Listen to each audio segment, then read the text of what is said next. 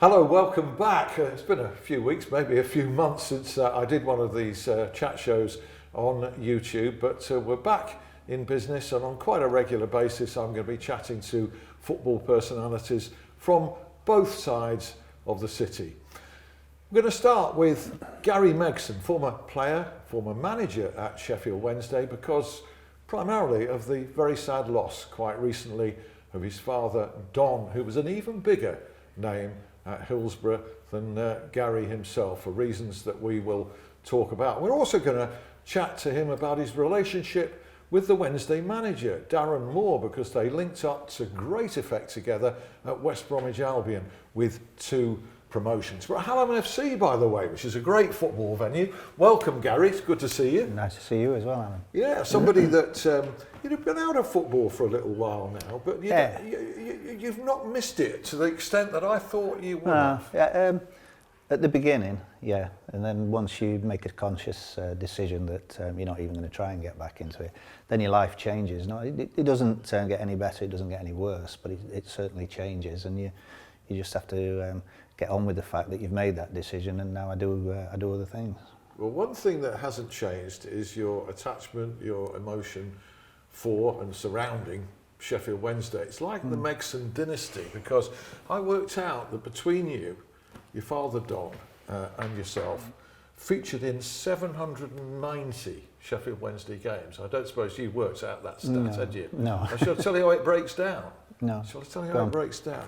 Well, 442 appearances your father made for the Owls, total league and cup.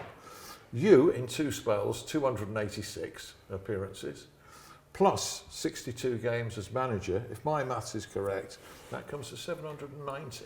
Right. It's quite an attachment, isn't it? It is. It's strange how sometimes things work out, because like my dad had been there for a long time, and I was just starting, and I was at Everton, and Howard Kendall became the manager of Everton, and he called me in one day and he says, look, he says, we've had an offer for you, he says, and I've got to try and generate some money for players and that, so we're going to let you go. And I said, I don't want to go. I said, I'd like to fight for my place here. And he says, well, I haven't told you yet. So I says, well, go on then, who's it? And he says, Sheffield Wednesday have come in for you. I went, all right. I said, that's different. Like. So, I came across and spoke to Jack, and my dad was over in Liverpool with me at the time, like, so we came across, and everything was done, not seamlessly, but it was done quite quickly, like, so that's how I came to Sheffield Wednesday. And that attachment continues to this day. Obviously, commiserations from everybody. Thanks. Yeah. The death of your father was so well remembered, so revered, and had such a history around the place. And it was particularly emotional, I know, for you when the Owls staged literally 2 or 3 days after your dad died, a home game against Bolton, another of your former clubs, and there was a resounding minute's applause, which I know that you it's watched. these things are like, they're fantastic. They're hard to deal with at the time, I must say, in terms of emotion. But I think my dad, if obviously nobody can ever know what's going to happen, but if he'd have known that did happen, I think he'd have been really humbled by it. It was amazing. And family in America as well. You told me at the time that there were tears streaming down your face. You're going to start me off again in a minute, like, but yeah, because it's I'm not one of these people who gets emotional about bad things, like, but when you see something as nice as that, it does get you to well up a little bit. And it was I've seen many minute applause or minute silence, but I've never seen one, and I don't know if it's because I've got such a direct involvement, but I've never seen one that was as emotional as that. Yeah, so respectful from both sets of supporters all the way around the ground. Well, let's look back at some happy memories. Your dad had practically a decade at Hillsborough, and what a decade it was. It was all in the First Division, as it was then, Premier League as it is today. And it was really a fantastic era. 6 times during your dad's time there, Wednesday finished in the top 10. Once I think they finished second. You would have been very young. You were born in 1959, so your memory of all this is going to be quite sketchy. But tell us what you do. Towards towards the end of his time at Wednesday. I was fully aware of it because of my age, like obviously not at the beginning. But you don't, you know, my dad would be talking about certain things, certain managers, the club, and you know, when I got to an age, I don't know, maybe 5, 6, and then onwards from there, I'd find myself down at Hillsborough quite a lot because he'd be going down, and I used to do this myself, but he would play on a Saturday and then go down on a Sunday morning for a bath at Hillsborough, and just, I don't think that was the reason, just going for a bath, because we had a bathroom at home. But I think it was just to be in that... You didn't pay him as well, though. No. I think it was just to be in that environment, yeah. you know, of down the football club. And, you know, I used to go down, you know, with him. My brother was a little bit too young for that.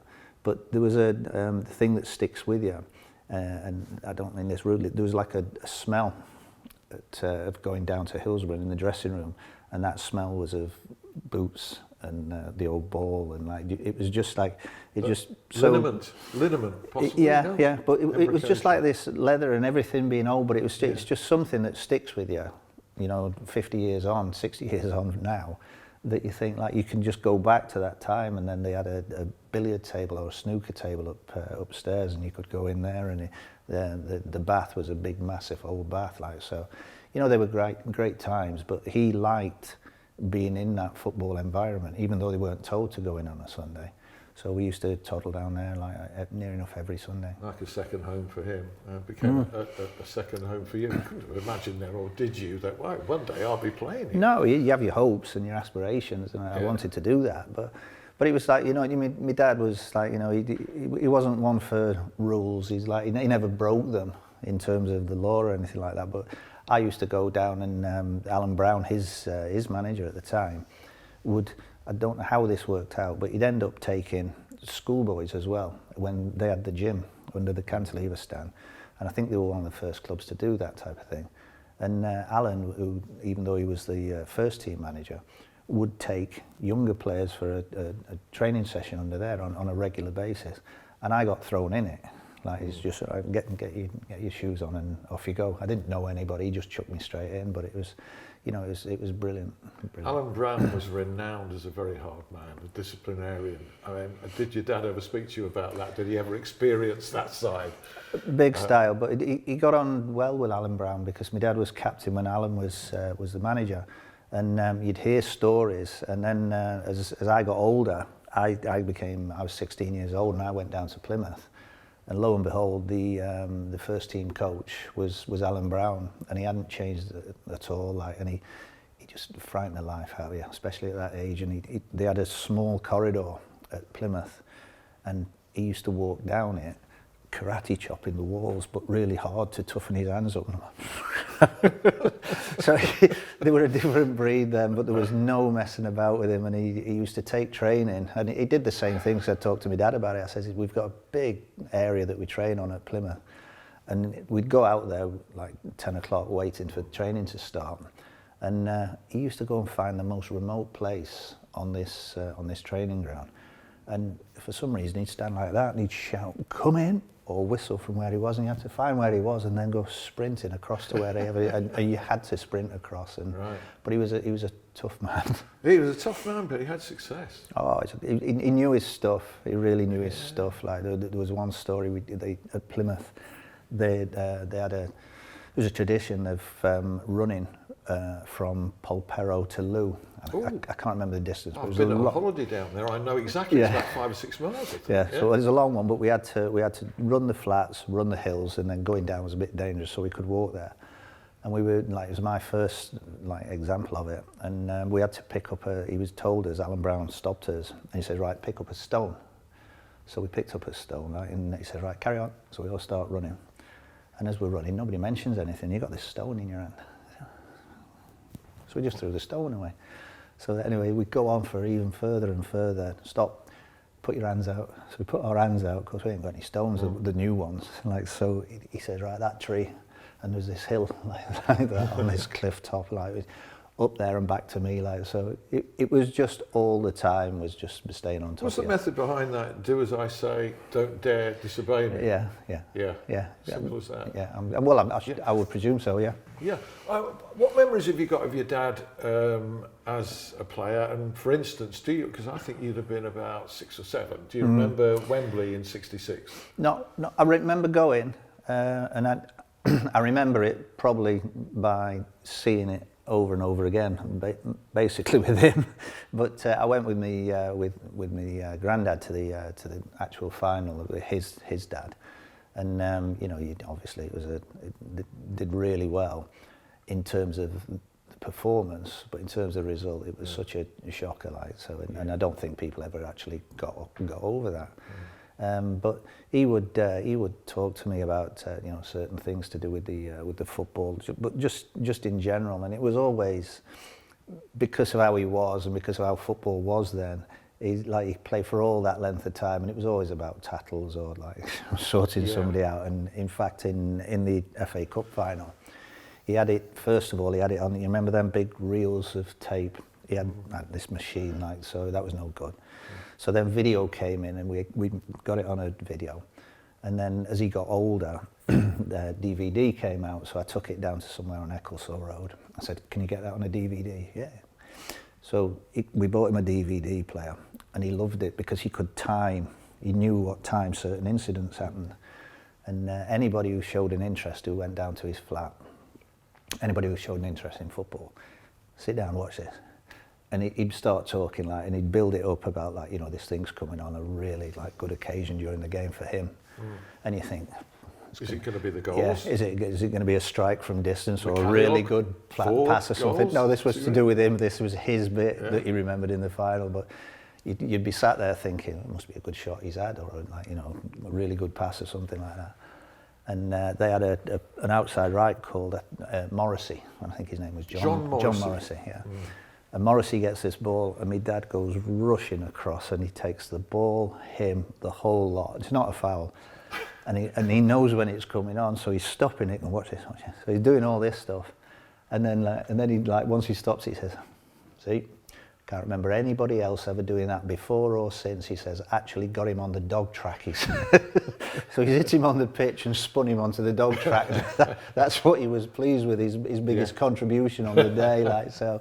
Yeah, so he's all things like that, and most because of the way he played the game, and because when he used to talk to me about playing, certainly in the early '60s, it just sounded as if they never really put the ball on the pitch. It was just about tackles and smashing people all over the show. Couldn't do it now. No. I think he got. I think he hardly ever got booked. Very rarely got booked. He was known as a fierce competitor, but he was fair. Reasonably, shall we say reasonably fair? Depends which side of the argument you're on. That he wasn't fair. No. I've got good stories from teammates of his, and I hope they don't mind me using them. But Sam Ellis was telling me, he said they were playing down at Fulham, and Sam was he got into the team, and I think he was about 18, 19, and my dad was obviously one of the senior players, and he said they were playing Fulham. And they were winning 4-2, he said. And he said, "Your dad's coming." And he said, "Right, make sure it stays like this. We win this. Forget how you play, we win this."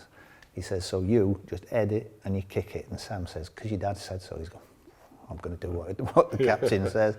He says, "And this ball's bounced." He says, "And I've just booted it. Just got rid of it and booted it." He says, "But I weren't facing the right way." He said, "I sailed it right out of the ground into the Thames." He said, "I was just more scared of not listening to what he said." And then there was another one he was telling me, because again, it's funny how people who had an association with my dad, I later on did as well, because Sam was the assistant manager at Manchester City, when I played there. And I went and played a couple of games for Sam when he was at Lincoln. So you get that, it just tails over from one to the other, and you've got that thing in common that was my dad. And he used to tell me stories, and he said he was, and this is where I don't know where you get fair from, but this is one story. He said, right. He said at Aston Villa, they said they're in front of the Holt end, and Sam says, "I'm having a torrid time with Tony Haitley, big centre forward." Said just couldn't handle him at all. So he says they got a corner, Villa. He says, and in those days the two fullbacks went on the post. He says, so your dad's on the near post. He says, and I'm marking Hateley. And he says, he comes off the post, and he says, Sam, you go on the post, I'll take Hateley. So Sam's going, because he said so, I'm doing it. So anyway, he's waiting for the corner, and he hears all this fury. It's all, the crowd are all upset about something. He said, I've turned round. He says, and Tony Hateley's lay on the floor on his back. He's got blood all over his face. He says, your dad's belted him one. And I'm like, so he says, the corner came in, they've cleared it Wednesday. He says, and I'm stood there, he says, right, gullible. He says, and I'm looking over Tony Hateley going, crikey. he says, and then all of a sudden he thought, they'll think I've done this. And he started running up the pitch. But those kind of stories, like you say, you couldn't do that now. But it was also the other side of it. Like, and my dad had tell me things, and he says that they were playing Manchester United, and Maurice Setters was a similar type of player that my dad was, and Maurice was a midfield player. But he came out onto the right wing to sort my dad out, and my dad's like, well, Maurice, what are you doing over here? Get in there, it's a bit dangerous for you. And you get this banter between them, and it was just like, what is it, no quarter asked, none given. Like, it was just that. Was he strict at home then? No. I don't ever remember actually getting, certainly not a clout. I never got a clout. My mum belted us a few times with those clogs, like them skulls were there, something like that. So he was quite soft with you? No, not soft, I don't know, everything's just changed so much as throughout your life that, like, you know, because when Wednesday, like, he used to tell me that Eric Taylor had a map behind him on the office with drawing pins of places they were going to, or they'd been to, and then coloured ones they wanted to go to, and he was quite big in taking the name of Sheffield Wednesday around Europe and even further afield. So at the end of the season, they would invariably go on tours, and of course, like, travel wasn't as easy as it is now, so it took a long time. So he wouldn't be there for quite a while, and everything was left to my mum. But in terms of my dad, he was always messing about, always laughing and joking, and never clouted myself or my brother. Never really shouted at us. The discipline side came from my mum, but, like, you know, he was a good dad in terms of having a load of fun with us. Yeah. You obviously took a lot from him for your football career, and I know you kept in touch with him, and I know that he would advise you or tell you you're doing something wrong or you're doing something right. And off the field, you're quite different characters, I would have said. Not particularly. I think we get a reputation, like, we're probably pretty similar, because, like, I have a reputation and people think, oh, he's really always having a go at people and all this, and I'm not like that. And I used to find it quite amusing, because when Tony took me down to West Brom a few years back, as I went as an assistant, I was only there a few months. Tony Pulis, yeah. Yeah, sorry, Tony Pulis. Because you're an assistant, you're not making those decisions. And you know, one of the players says, you're always laughing. And I am. I find myself always laughing, and I like they call it banter nowadays, but Mickey taking and all that type of stuff. But there comes a time, and it's match time, where you're not like that, and we were both very similar in that respect. Yeah, I think everybody who met your dad, and I had the pleasure once, in fact he wrote a book a few years ago and I interviewed him about that, would say what a lovely guy, what a really nice guy. But clearly any opponent on the football field at the particular time isn't going to echo but that. It was just like, no, but you used to talk to people who play against him, and it was never like, I didn't like him or out like that. They just knew what he was like. He'd like, you know, and my dad would talk about football and certainly tattling. And he says, like, you know, he used to go in. He says a good tattle to him was when he could go in, take the ball with his left foot and bring his right foot round and scotch the bloke. He just tattled with that one, but it was just how it was. This is where it's changed, because players can win the ball now. Yeah, but if they take the man as well, it's a foul and a free kick.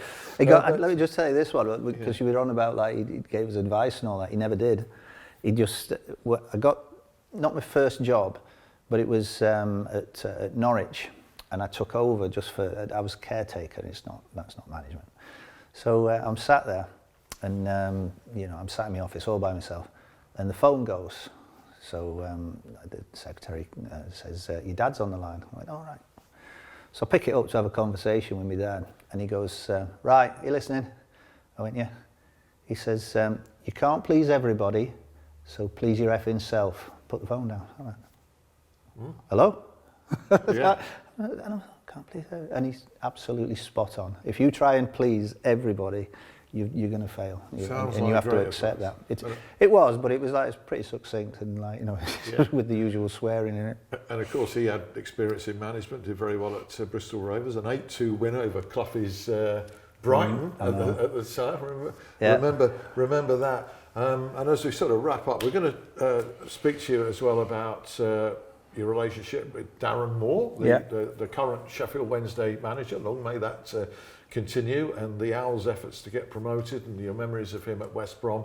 But just in conclusion, you know, all the many messages you've had and the tributes, how much has that meant? Oh, it's been brilliant, because I've had them from people who I didn't expect. I don't mean that in a nasty way, just like you forget that they had a relationship with my dad. Huge amount of cards and text from people. And like I say, these things, he'd have been really humbled by it, really. Yeah. Great memories of Don Megson by his son, Gary. And Gary's going to stay with us, so I hope you can rejoin us for a second chat with Gary. Some great times shared with Darren Moore. See you in a bit.